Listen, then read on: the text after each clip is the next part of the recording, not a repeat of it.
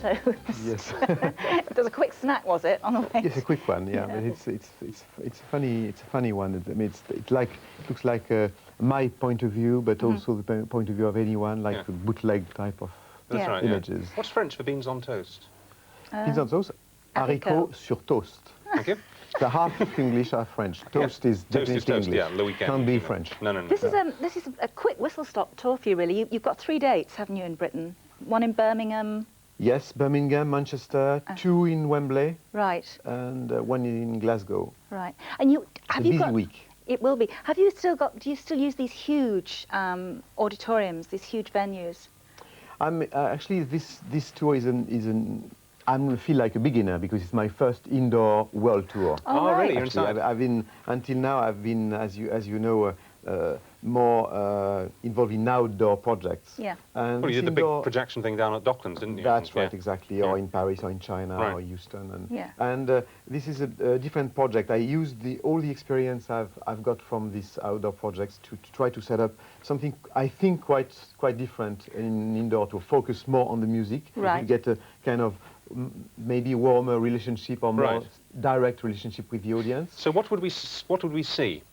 I mean, let's assume the music for a minute. What would you actually see in the auditorium? Will you have big screens? Will you use the walls of the auditorium? Yes, I'm using a lot of unusual instruments on stage with the band, and have different techniques from what I've got in the past. First of all, 3 huge video screens, and with live performance. I mean, every night, like when you are doing chorus with the guitar, you have chorus with video and images, and also some special. I mean, the whole stage is like a landscape. It's like like dunes. Yes. And when it's lit from outside, and when it's lit from inside, it's like a skin, like a living texture. Gosh. And what about the lasers? Are you still using them? Because less and less these days. No, I really appreciated the title of Laser King. Yeah. It always amuses me because I'm not using so much laser actually. No. I'm more into music.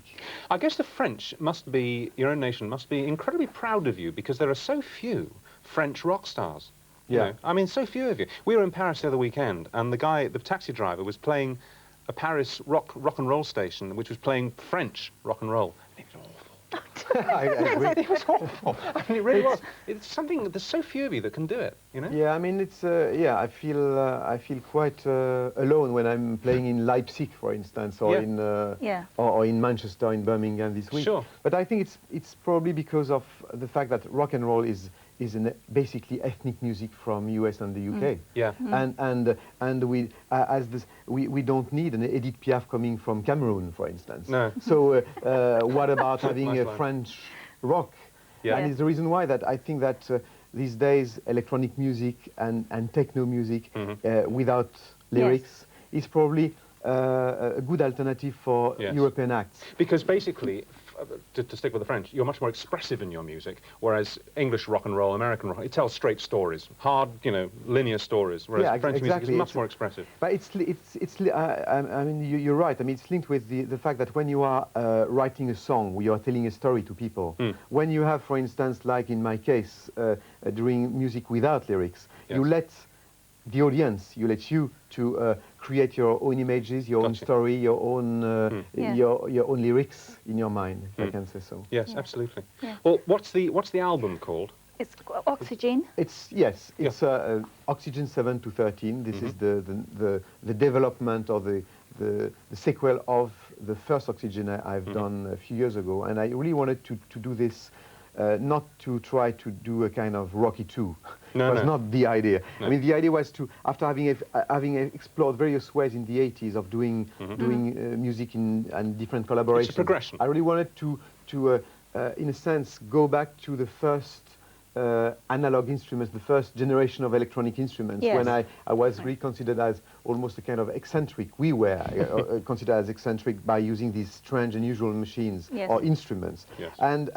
And these instruments could maybe become the Stradivarius of electronic music for the future. In the years to come. The instruments that have their own personality, their own warmth, and I I really wanted to go back to this kind of craftsmanship attitude, where you can do music like when you are in your kitchen by cooking with spices and ingredients in an almost organic, sensual way. Yes, in a sense. I understand. Well, listen, the very best of luck with it. Good luck with the indoor shows. I'm sure they're going to be a great success. It's good to see you. Can I have what you're on? Because you look wonderful. You're looking really good, Nick. No sport.